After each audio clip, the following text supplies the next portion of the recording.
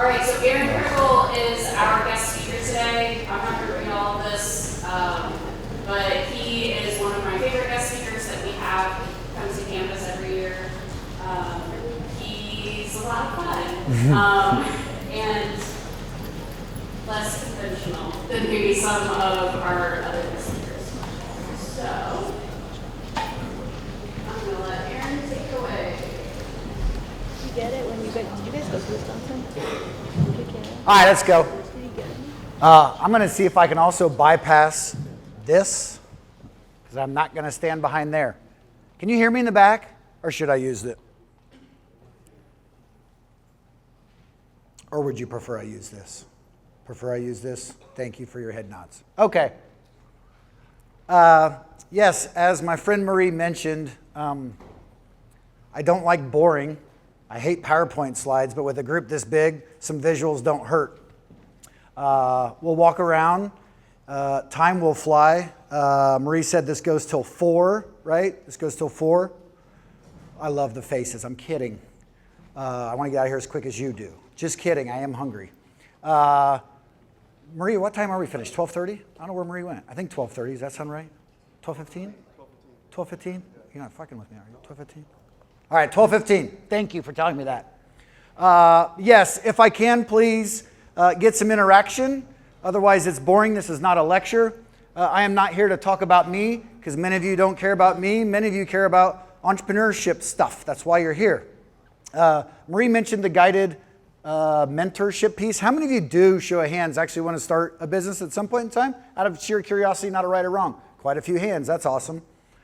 We just left whatever entrepreneurship 379-4 session. That was a great group of people where about the same amount wanted to or not. We had a really down-to-earth conversation. When you get into a smaller group, you can just kind of put some things out there. We'll be a little more structured today because it's like herding cats. So we'll make the most of it. So yes, time will fly. We'll be out of here at 12:15. I will ask that we have some interaction. I'll set the stage for where we're going to go. So I give the agenda. Here we go. Let me give a couple things. A business operates exactly how it's designed. Let me put this in your world. Your life right now is operating exactly how you have it designed. If you are exhausted right now, that's because you designed your life that way. You may not like that, but it's the truth. Please don't take it. There are some things in life that, yes, we cannot control, but for the most part, a business operates exactly how it's designed. Our life operates exactly how it's designed. Every December, my wife is at her wit's end by the end of December. Why? Because it looks like our house threw up at Hobby Lobby, and we've got 9 million decorations on the inside, and we look like the Griswolds on the outside. And she handwrites 190 some Christmas cards. She volunteers at 9 million things, and at the end of every year, every December, she says, "Man, I'm exhausted." I'm like, "Well, that's how you have it designed." And it's great, and she loves it, but at the end of the day, she's exhausted because that's literally how she has it designed. It's not a right or a wrong, but if you take business in general, if you take our lives, no matter which way we want to look at it, they operate exactly how you have it designed. There's an old fable, please don't take this literal, but there's an old fable, right? There's 3 construction workers sitting on top of a building. It's lunch hour. Construction worker number 1 opens up the lunchbox, and he's like, "Gosh darn it, peanut butter and jelly again." Construction worker number 2 opens up lunchbox and says, "Gosh darn it, can't believe it, turkey on rye again." Third construction worker opens up lunchbox, chicken salad sandwich again. So the first guy says, "I tell you what, let's make a deal. Tomorrow at lunch, if we open up our lunch boxes and we have the exact same thing, we're going to jump off the top of this building." And the other 2 are like, "That's cool." Next day rolls around. First guy opens up his lunch box. "Oh, phew, thank goodness, ham and Swiss. I didn't have my peanut butter and jelly. Something different, thank goodness." Second guy opens up his lunch box and says, "Whew, I got a Lunchable. Oh, something different, thank goodness." Third guy opens up his lunch box and he has his roast beef sandwich again. The exact same sandwich he had the day before. Looks at the other 2 guys, is like, "Hey, nice knowing you," and jumps off the building. First guy goes, I feel kind of bad, I was the one that said if we had the exact same thing, we were going to jump off this building. And the second guy says, don't feel bad, he packs his own lunch. If you look and don't like certain things, change your lunch that you're packing for yourself. It's pretty easy. If you don't like what you're eating, pack something different. You have the choice to pack a different lunch. So if you're tired of eating the same thing or experiencing the same thing in business or in life, pack a different lunch. It's easier said than done, but at the end of the day, when you take that knee slapper, the fable holds true of, if you want something different, do something different. Otherwise, you're going to be in the exact same spot over and over. So our lives, our businesses exactly operate how they are designed. And I'll give a couple rules here in the beginning, and then I'll turn it over to you all. Let's see how many honest people I can get for this one. How many of you would like to start a business for the money you can make? Be honest. I love the hands. Okay, be careful. It's going to bite you in the ass. Here's what I mean by that. Don't chase money. Let the money chase you. Meaning, if you make it mission over commission, so we have a rule in our office, make it mission over commission and you'll never be poor. But when you find something that you're extremely passionate about or something that you genuinely care about or that you're highly convicted, the dollars will follow. This is year 18 in this world that I'm in. We are in a revenue generation world. We help companies generate revenue. I've seen a lot of entrepreneurs that it wasn't so much about the idea, it was they believed they could make a pile of cash. And yes, some of them did, but a majority of them failed because it wasn't a mission passion project. It was something they were just looking to generate revenue with. Just be careful. If you make it mission over money, you'll never be poor, right? There's a difference between broke and poor. Broke is a condition, poor is a state of mind. I have sister-in-laws who are broke. I have friends who are poor. There's a difference. Broke is a condition that you can get out of. Poor is a state of mind. So be careful from that aspect. Now, yes, are the rewards attached to the fact that there can be some healthy incomes that are associated with it? Yeah, just be careful of chasing the money. Enough said. For those of you that are wanting to be in the entrepreneurial world, there are a lot of pluses. You just got to survive the negatives in the beginning. And if you can survive the negatives in the beginning, there's a ton of pluses. All right, so we're going to do this real quick. First name? Casey. So Casey texted me this morning and said, Aaron, about 10 minutes in, can you get us to do something so we don't fall asleep? I said, Casey, that's a great idea. So thank you for that idea this morning, Casey. With whoever you're sitting next to, what do you think are some business blind spots? Here's what I mean by that. Why do you think some businesses fail? I don't care what size. It doesn't matter if they're starting out, gang, or if they've been in business for a while. Just with whoever's sitting next to, what do you think are 2 reasons why businesses may fail? Go, please. Thank you. Go. I'll give you like 2 minutes. Go.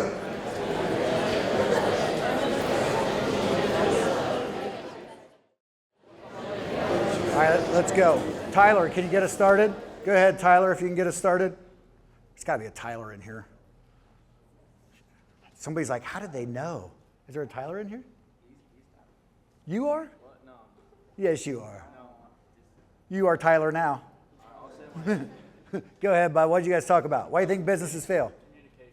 In what regards? He said communication. In what regards? Like lack of communication. Lack of communication. I love it. Go ahead, friend.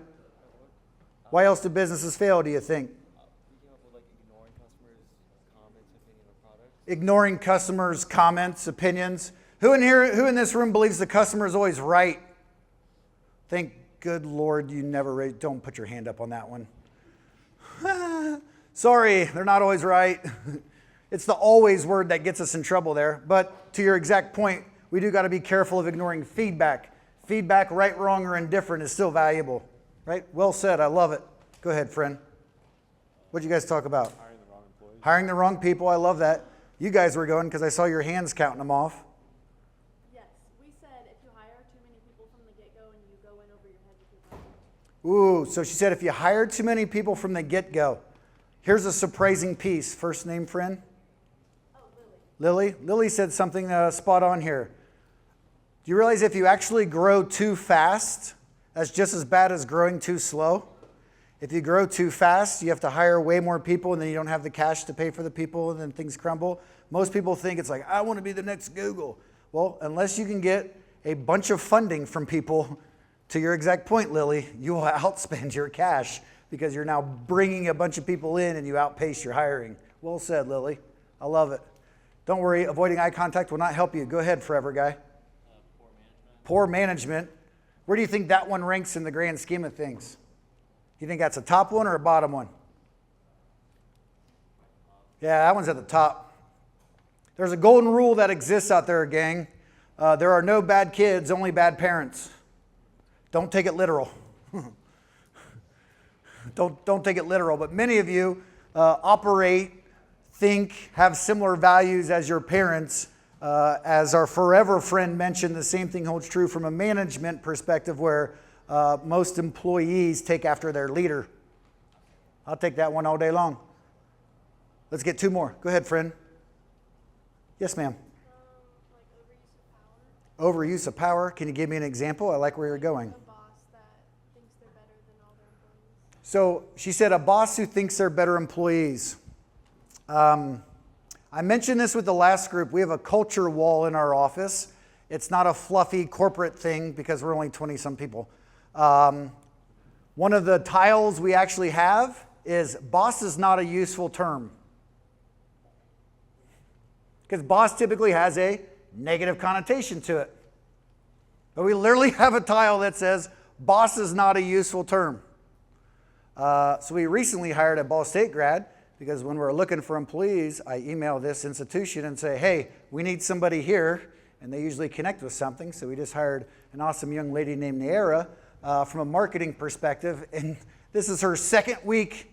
And she came up to me yesterday before I was leaving and she says, Aaron, I know you don't like it, but National Boss Day is actually coming up. Can you write a blog on how we think the opposite of what most people do in regards to that word? And I was like, God, yeah, you're good. Yes. We will post something about National Boss Day, about how not to be a boss, not in the cool term, but boss in terms of a bad leader who uses power to their advantage. I caught myself. I like that one, right? Bosses have a tendency to insert power. Bosses have a tendency to use force. Leaders have a tendency to use power. Power draws, force pushes. Power draws, force pushes. Every single one of you knows somebody in your life that when they walk into a room, people are magnetized to them. That's a powerful person. It does not mean they're loud. It doesn't mean they're boisterous. There are a lot of quiet people in this conversation today who have a lot of power and people are drawn to them. Forceful people push people away. Most bosses use force. Great leaders use power. Power in a way of draw too, not the typical negative stigma connotation. It's all right. I know what I'm doing. Let's get one more and we'll move on. Go ahead, bub. Fear of change. Fear of change. Why do most people fear change? They're scared to fail. They're scared of what? Scared to fail. Scared to fail. Anybody know what the difference is between destructive failure and productive failure? Destructive failure and productive failure? I feel like with destructive failure is like possibly trying to like change your brand or your product, but possibly also maybe you're trying to like push your idea onto others, and maybe like that the forcefulness is negatively affecting your employees, which causes like a really bad outcome. And kind of with productive failure, it's like, for example, my dad, he's also an entrepreneur, but he's been stuck in the same place for about 16 years. So I feel like with productive failure is like still trying to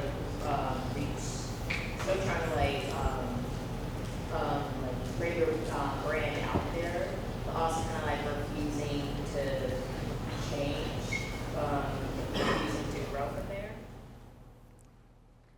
Yes. I don't have a butt. Yes. You were spot on. Maybe I should know your dad. First name? Victoria. So I want to take two things Victoria said. How many of you in this room have screwed something up and it actually helped you after you screwed that up? Every single one of you. That's productive failure. Destructive failure is when you knew better and you chose not to do it and it screwed up. So I gave the example with the last group. My son is a senior in high school. He has learned that if you crawl behind bushes on the outside of our house, it does not trigger the security cameras. And my wife happened to be sleeping in a different room last weekend. No, it was not my fault. I see looks of judgment right now. It was nothing that I did. And at 5:40 in the morning, my wife came barreling in our bedroom and said, "Do you know your son just got home?" And you notice it's always your whatever when they're in trouble. And I was like, he knows better. That was destructive failure. When he left after we went to bed, he knew better. That's called destructive failure. There was no positive lesson that came out of that. You ding dong, I told you where to crawl, and I told you your mother may be sleeping somewhere else. I'm trying to help you. That was destructive failure. Productive failure, like the rest of us that put our hands up, we've all screwed up something that helped us in the long run. And your example with your dad is spot on. So where we always got to be careful is many of us, if we don't like change because of failure, every single one of you in this room, a major life event that you may not have wanted that helped you the most came from a huge failure. Every single one of you. We may not like it at the time, but in the end result, it actually helps us. So let's talk about some business blind spots real quick. Number one, I can remember most of them. Not following a process or not having a process.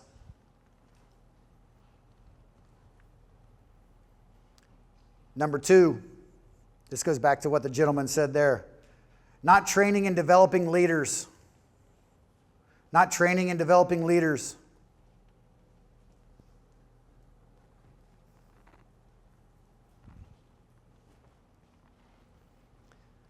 Number three, losing focus on new business generation. Too many times companies get comfortable and they focus on what they only have. Thank you, Marie, you're the best. They focus on only what they have versus continually filling top of that funnel, right? But not focusing on that new business generation. I'll make sure I hit the button more often. Such a great picture. What was your guys' wedding song? Our wedding song? Yeah. Something by Prince, I bet. No. No? Adele, but it's originally Bob Dylan song. She doesn't remember her wedding song. That's irrelevant. Good call. I have no idea. It's a great question.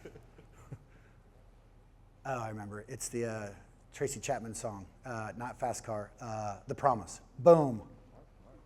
Took me a second. That was 20 years ago, dude. Thank you, Marie.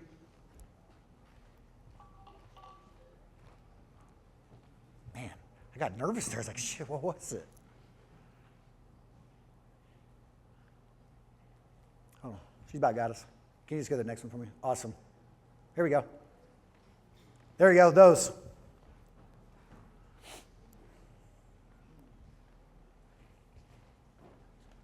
How many of you, show of hands, view this A word right here as a negative thing? Anybody view that as a negative thing? Anybody wants to be honest? How many of you view it as a positive thing? Accountability? That's surprising. I love it. Can you tap him on the shoulder? Why'd you say positive, bub? Yeah. Because if nobody takes accountability, how will anybody know the need of change in certain areas?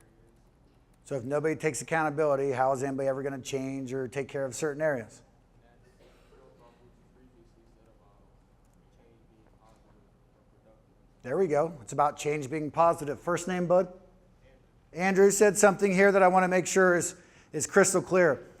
From a leadership perspective, not boss, from a leadership perspective, as you mentioned earlier, accountability is helping people achieve the things they want to achieve. How many of you bust your friends' chops when they tell you they want to do something and they don't do it? How many of you do that? Are you doing it for them or are you doing it for you? For them. That's what accountability should be. You all do it in your personal lives. You have friends that go, I think I really want to ask this person out, or I want to try for this scholarship. And then you're like, hey, what's the latest with that? They're like, well, I didn't do it. And you go, what the heck are you doing? Go. That's accountability. That's helping people achieve the things they want to achieve. That's why this one's tied into the one right above it. Not tying corporate goals to personal goals. Anybody in here familiar with dream boards or vision boards? A couple of you are, right? So our office lives and dies by our goal boards. So everybody in our office has their personal goal boards because they all work harder to put a pool in their backyard than they do mine. You should be working harder to put a pool in your own backyard than somebody else's, because if you get your pool, they'll get theirs. That's why personal goals need to be tied to corporate goals, company goals. So if I know what my people are looking to accomplish personally, then we can attach that back to the professional level. People work harder to put a pool in their own backyard than they will somebody else's, so find their pools.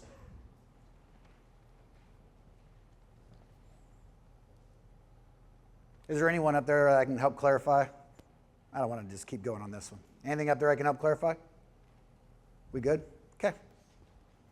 There's one more to this, and then I'm going to turn it back over to you all. Yeah, I'm going to get my steps in today. There's not training management team, not focusing on new business or lead generation. Oh, look what somebody said earlier. Not planning for change.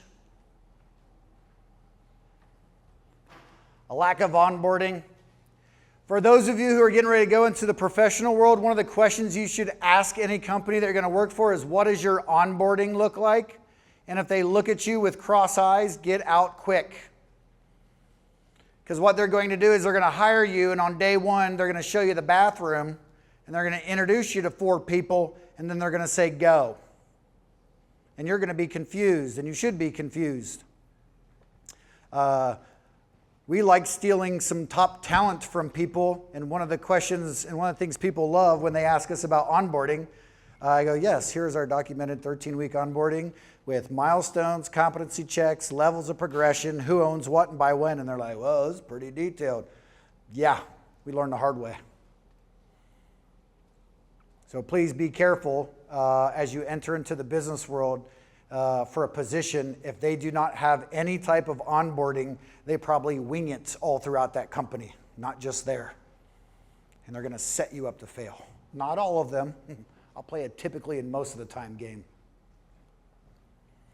First 90 days of an employee life cycle is their most important 90 days. All right, here's where it's going to get turned over to you. Here's where the rest of our meat of our conversation is going to come out to play. If you are sitting to the front right, from my friend up and over to my other friend there, if you're in this side, actually I'll wait for that.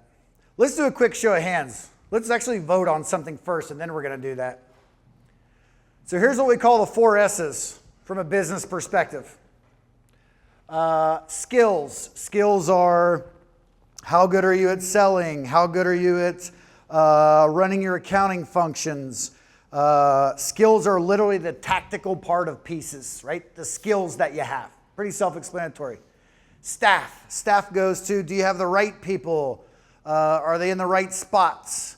Do we have a full stable of people, back to what my friend said, without having too many horses in the stable, for lack of better words? Structure. Structure is about process. Structure is about onboarding process, hiring process, sales process, warehouse process. That's structure. Strategy. Strategy is where are we going? What do we want to accomplish? What is our vision? So here comes my question, and we're going to vote. And I'm a speed counter, so I'll be able to count all the hands really quick. How many of you believe out of those 4, skills is the most important to a company's success? Can we get a show of hand for skills? Show of hand for skills. I only have 1 brave person. Can I get 2? I got a 2. I got a 3. Hey, stand your ground. Stand your ground. I got 3. How many of you believe staff is most important? Right people, enough people. 1, 2, 3, 4, 5, 6, 7, 8, 23. Perfect. She's like, is that right? No, I just stopped counting. How many of you believe structure is the most important? Got to have that foundation. 1, 2, 3, 4, 5, 39. Perfect. How many of you believe strategy is the most important? 43. Why are you laughing at me? He doesn't think you don't think I can count that quick? I believe you. Don't believe that part. Believe this part. Don't believe the counting. All right, let's have a healthy debate. Let me go to one of my skills peeps. Can you give us a skills perspective from your side? I would say that all of the 4 are pretty important, but I would say that skills you need that to kind of like service the functionality for the rest of them. If you don't have like a good skill set, then you won't be able to have a good function for the rest. There's heads nodding up and down with you. If you don't have skills, how are you going to have functions for the rest? I'm going to come to the middle. Can somebody give me a staff argument? Not argument. That's the wrong way to say it. Some evidence from a staff perspective. Who gave staff over here? I love when you call them out. I'm not going to do that to you. Kidding. Give me a staff side. Sorry, dear. No, grab the microphone. Go. We don't have all day. I got to eat lunch after this. Put the microphone up to your mouth so it magnifies your voice. Why staff? Why is staff the most important? You can do it. You wear fancy hunting clothes. Let's go.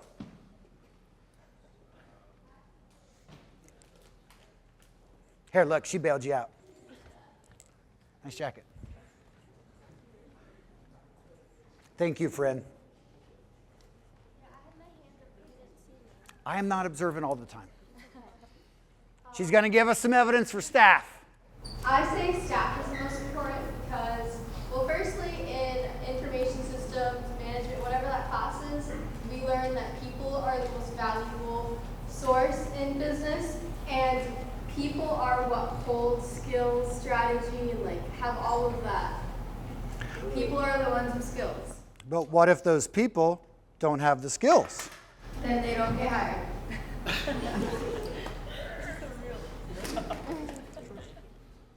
I like your style.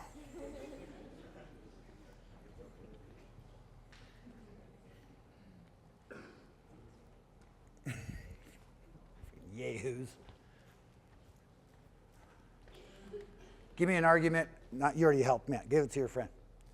Give me an argument for structure, processes. Why would that be the most important? What's that? Yeah, we're off of people. We're on to structure. So like, all right, then give me on strategy. Put the microphone up. Thank you. You gotta have a good plan to be successful. Got to have a good plan to be successful. That's clearly stated.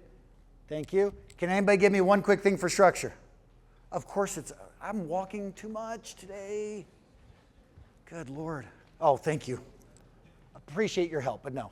Well, without structure, you can't really attract staff. I mean, like, what are you going to offer them? Here's what's crazy, is when all 4 said something, heads were going like this, no matter what you picked. Do you remember one of the first or second sentences you said, my friend, when you started sharing? You need to have all 4.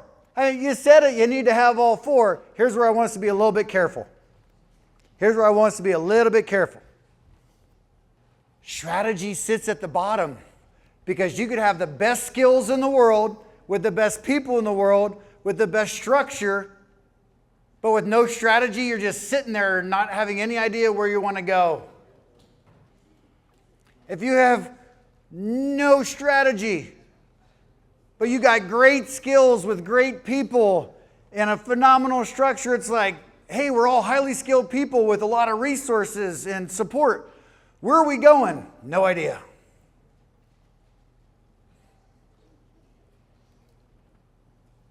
Oh, don't worry, girls. We'll get some debates going. But once we can get the strategy, here's my strategy. You've all done it for a weekend. My strategy this weekend is to recoup my body and get a bunch of rest. So what's my structure going to exist of? A bed, a TV, and some supplements to make me tired. Okay? So who does that require? It requires some friends, and I need the proper skills to make that happen. Boom, you all do it. But yes, once we have a strategy, you can take professional sports. There's a lot of great professional sports teams out there that may have a strategy on how they want to go about a game, but they're not structurally set up to do that. They don't have a running game, and their strategy is to run a bunch. Your structure's out of whack. And then yes, once we understand where we want to go and the foundation that needs to be there to support it, let's make sure we have the right people, and not only the right people, but the people have the proper skills to actually execute.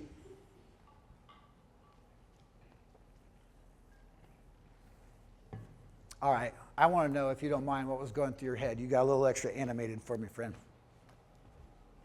Hold on, I'm coming. Man, I'm seriously getting stepped. All right, what was running through your head?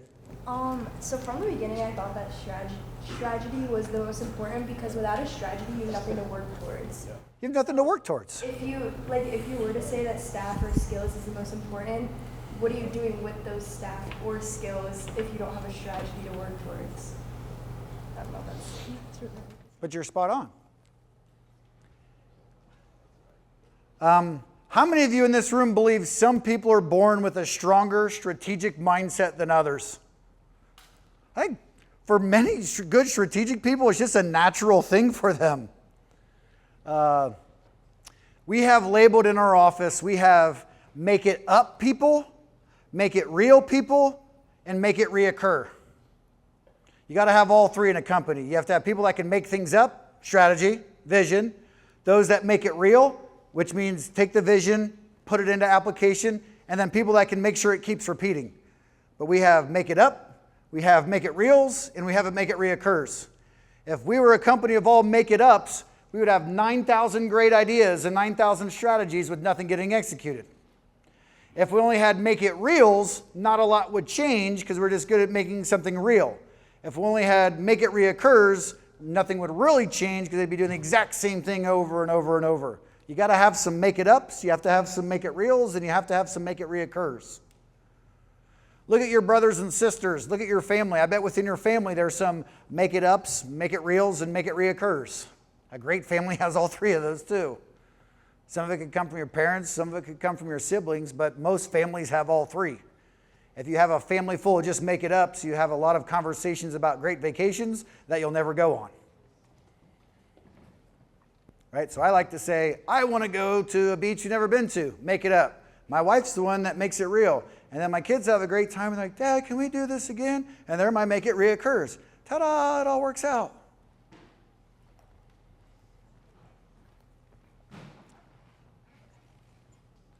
All right, here's what we're going to do real quick. So the front right section here, since we had a strategy conversation on this side, if you're on the front right, what do you think are the strategical things a business can look at? What is the strategic pieces they got to keep in mind? What type of strategy considerations do they need to have? But this section here on the front right, put your heads together. What do you think are the strategic things from a business perspective? This side back here on the back right this way on the back, you guys are going to be all the structure. So what do you think are all the structure pieces that could happen within a business? Strategy, structure. And since you mentioned staff, you all can be staff from my troublemaker crew back, right? So you all can be staff, and by troublemaker, that's a term of endearment for me. You all can be staff, and y'all up here can be the skills group. So with your group, if you were strategy, structure, staff, or skills, what do you think are some business examples? What does that look like in everyday life? What are some things you've learned that you can attach to the four? But just put your heads together. Let's come up with some examples. I'll give you 4 or 5 minutes. I'll bring us back. We'll have a conversation around that, and I'll start to wrap some things up, and then next thing you know, we'll be out of here. Cool? Not as bad as you thought it would be. Is this helping today? Show thumbs? We good? Awesome. Thank you. All right, go ahead. Whoever's sitting next to, we got our strategy, structure, staff, skills groups. Let's go. What are some examples? Let's go.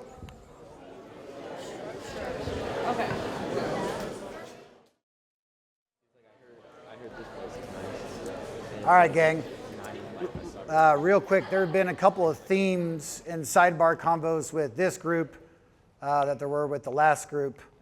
So let me go somewhere really quick before I lose my train of thought, please, and then let's get some real life examples. We'll attach it back to here, and I'd love to hear what were a couple of takeaways from today, and then we'll shake hands and part friends if that's cool. I can't remember how it was brought up in the last group. Doesn't matter. I gave this example, and this isn't going to bode well, but it'll be the second time today. About a year ago, my wife called me and said, Steve bought Stephanie flowers. Stephanie is her oldest sister, and Steve is her husband. So she calls me and says, Steve bought Stephanie flowers. And then much like this right now, there was just silence on the phone. I was like, that's cool. So I'm like, 3 seconds later in my head, I went, I must have screwed something up recently, right? There must be a reason she's saying this. So I quickly flipped through my Rolodex, and I'm like, no, I've been on my A game lately. And I said, you must have brought this up for a reason. And she says, it would just be nice to get flowers every once in a while, you know, like what Steve gave Stephanie.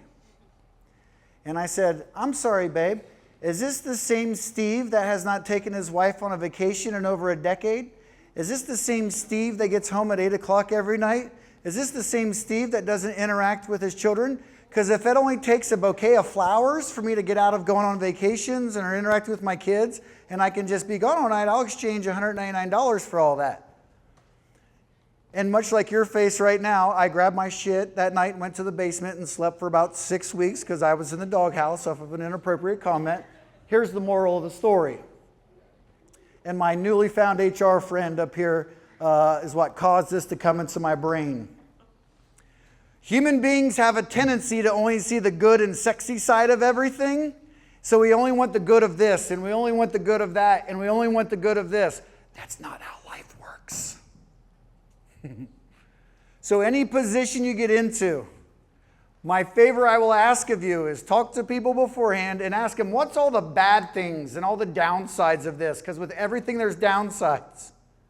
But the good news is when the goods outweigh the bads, that's a great thing.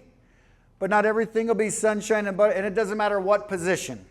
But we as human beings have a tendency to attach to, oh my gosh, this is going to be great. I heard all these great things.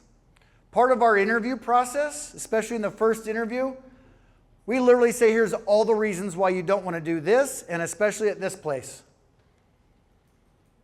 And we get rid of about 30% of candidates right there. Perfect. But let me tell you all the bad parts of this position. Let me tell you all the bad things. And I love that people are like, well, are you eventually going to share something that's good? Yeah, but if you're okay with these, the goods are going to be icing on the cake then. So just be careful. Especially entrepreneurs who have rose-colored glasses and believe everything's going to be great.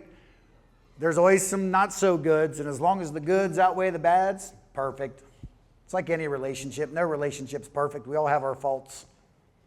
We all have our faults. It's no different in a professional context, too. I love that. Thank you, front row, for challenging some of my thinking and putting some perspective out there. I appreciate that. Okay, let's get some examples. I'm going to go backwards. Skills group, can we get 2 or 3 quick skills examples and then we'll move on? So the faster you share, the faster we can move on. Somebody give me one. Oh, you were going to share earlier. You can go. I got nothing. Huh? I couldn't think of anything. Pretend you did think of something. Something. Yeah, that was fast. What's a skill piece? Go ahead, Bub. Reliability. Give me some more context. He said reliability. Okay, it's a soft skill. Being one that can do things, having integrity. Ooh, nice little twist on that. It's a soft skill. I'll take that all day long.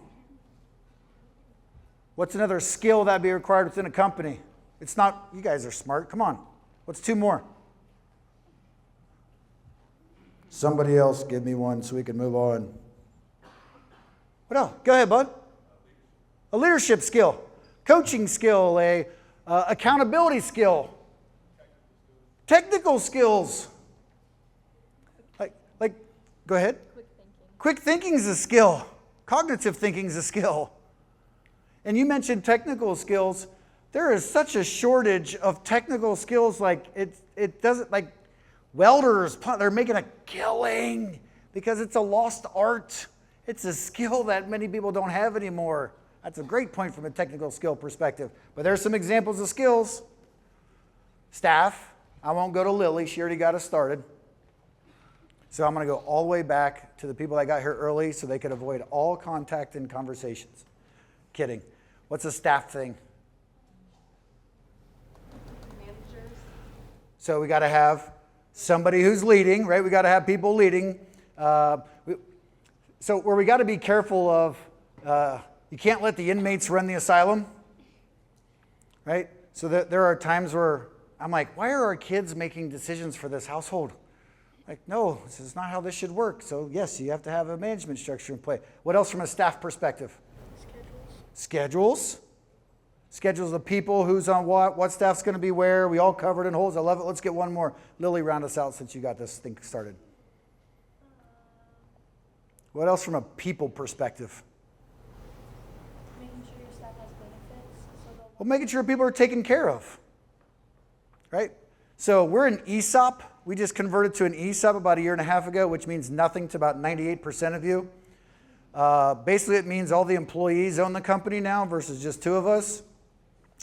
And to your point about benefits, there are people in our company who have, let's call it, make $70-some thousand a year, that as long as we continue to grow the way we have for the last 15 years, in 10 years, they'll walk out with $1 million. Not doing anything. They don't have to contribute anything to it. What's difficult is what we've noticed with some younger people who we've hired. They want the money now. So I've had the conversation of, I get it. Here's my comma asterisk but. Where else are you going to go that in 10 years, you doing nothing besides what you're already doing, you can walk out of here with $1 million? Where are you going to go? Now, might you make $5,000 more down the street somewhere? Yes. But last time I did my Ball State math, 5,000 times 10 years is 50,000. That's $950,000 less than $1 million. So I literally draw it out and they're like, oh shit, that's a lot different money. So here's the question you have to ask yourself. Do you want the 5,000 this year? Who's familiar with the marshmallow test with kids? Anybody familiar with the marshmallow test? So the premise of the marshmallow test is you put one marshmallow in front of a kid and you tell them, if you do not eat this marshmallow, I'm going to leave the room. If you do not eat the marshmallow when I come back, I'll give you another one. It's basically a discipline challenge. If you've never seen it, go to YouTube. It's some of the cutest kids in the world, right? This one kid like just starts petting the marshmallow. And there's a little redheaded girl, she just shoves it in her mouth right away. So what we have to be careful is, if you eat the marshmallow too quick, you won't get more marshmallows. So we have this theme or culture in our office of don't eat the marshmallow. So don't chase the $5,000 today. If you have the discipline to not get the 5, you can get a lot more marshmallows 10 years from now. But most people don't think that long term. So as benefits, long story short, back to what you talked about, to make sure staff is taken care of, yes. Yes. Turnover is very expensive. We have great people. Please don't go anywhere. So let's just take care of you. Let's just take care of you. I love it. Structure. Can we get 2 or 3 structure ideas? Let's go, bub. I'll repeat it. I'm tired of walking. You said like having like third party like organization methods so that you always have a plan.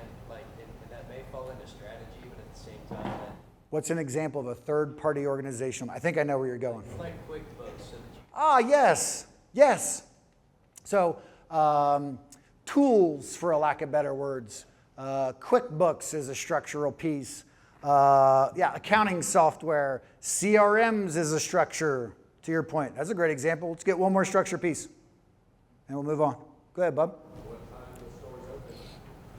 What is literally our operating hours? Right? As simple as it sounds, it's structural piece. And then strategy, wrap us up. Come on. Go. Marketing strategy. Yeah. What's our marketing strategy? Are we going for branding and visibility, or are we going for content expert to drive leads? That can change it. What's one more strategy or skills piece? Sorry, I was joking. Strategy is what I meant to say. I've seen if you're paying attention. What's one more strategy piece? Long and short-term goals. What's the problem if you only have short-term goals? You could be screwed in the future. What's the problem if you only have long-term goals? Yeah, you're not going to know. God dang, yes. You're not going to know what to do today. This is going to sound weird. Has anybody ever been on a sailboat in this room? Okay. So what I didn't know, a sailor person was talking to me. I don't know what the official title is of them. A sailor person said, if you are sailing from Miami to Jamaica or Bahamas, if you're only off by 1 degree in nautical, whatever it's called, if you're only off by 1 degree when you leave, you end up being off by 30 degrees by the time you get there. So you would miss the island by 30 degrees. To your point, if you have the long-term goal of getting there, great. But if your short-term goal is, nope, we're just going to go to the Bahamas, but you're not spot checking the short-term goal, that 1 degree, which you all think, it's 1 degree, what's the big deal? 1 degree over 90 nautical miles adds up by the time you get to the 90. So to your point, it's great that we have long-term vision and long-term goals, but if we don't have the short-term goal, how are we going to know what to do to even get there? Well done. All right, home stretch. Oh, this is comfortable. Company goals. Who's even our ideal clients? I've heard people throughout the years say, our ideal client is anybody with money. No, it's not true.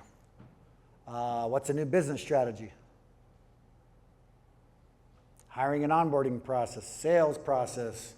There's our accountability word for my friend back there in the red. Right people, right seat.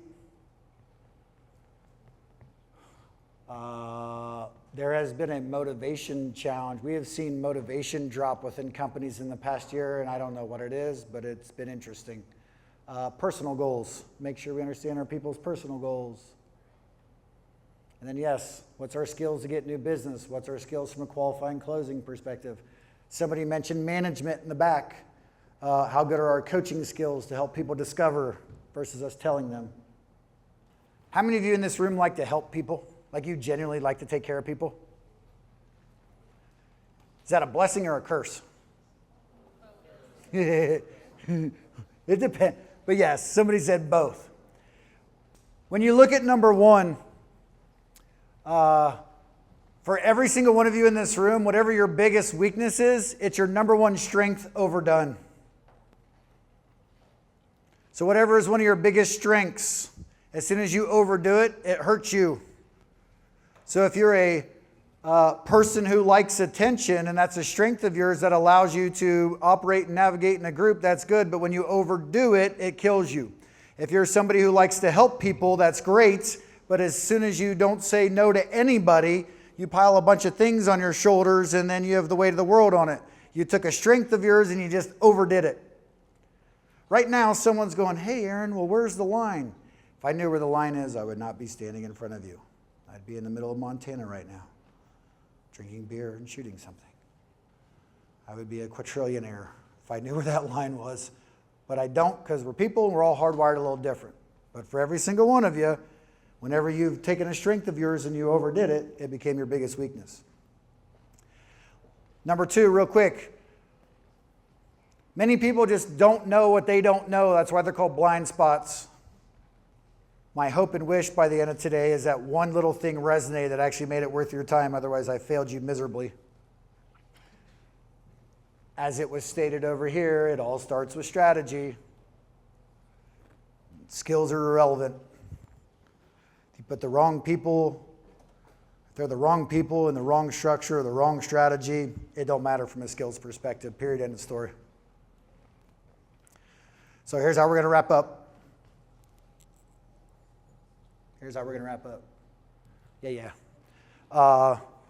With whoever you've been talking to for the last hour and 4 minutes, like what's one thing that actually helped you? What's one thing that actually helped get a little light bulb to pop? What's one thing that helped you look at something in a little bit of a different perspective? And let's get a couple of examples. And if anybody has a question, I'm happy to go there. And then we can shake hands and part friends. Go. Mission over money. I love it. Go ahead. The structure part, because like we've been working on something, but you know we don't have a set schedule or anything. We just each day like, should we make some calls? Should we do something? But never really get around to it. Yeah. And why do you think? So he talked about we just need to make some calls. We don't have a set schedule. What are you afraid is going to happen that you don't want to have happen? What are you guys afraid of? We get too much skin in the game and get burned. Okay, you get too much skin in the game and you get burned. Okay? And why do you think that would happen? Some of the people we're working with right now aren't very good at communicating, and we're trying to schedule stuff each day, so you know we don't know. So is this a problem of too much skin in the game or you don't have the right people? Probably we don't have the right people. So I love this example. For any of you who are in a relationship, for any of you in a business aspect, if you can remember the golden rule, the problem people bring you is never the real problem. The problem people bring you is never the real problem. Never the real problem. Never the real problem. So when we say, well, we're afraid of getting burnt. Why are you afraid of getting burnt? Well, because I don't know if we have the right people to communicate. Okay, well, why can't they communicate? Well, it's because of this. That's the root of the issue, not getting burnt. But there's a great example. I love it. Let's get two more and we'll wrap up. What about this side? Two things that stuck. Go ahead, friend. I like the first few you said about a business operates exactly how it's designed. A business operates exactly how it's designed. So do our lives. I love it. Thank you. And let's get one more back here. Go ahead, friend. Strategy is the building block of all businesses. Now, I can't believe you said that right next to my skills, friend. That's okay. Skills are very important. Show of thumbs, was this actually better than you thought it would be today? Thank you for participating. Thank you for playing along. Marie, do you have anything? Marie's got a couple things she's going to share. Don't go anywhere. Nope, we don't do that. We don't do that. Nope. Nope.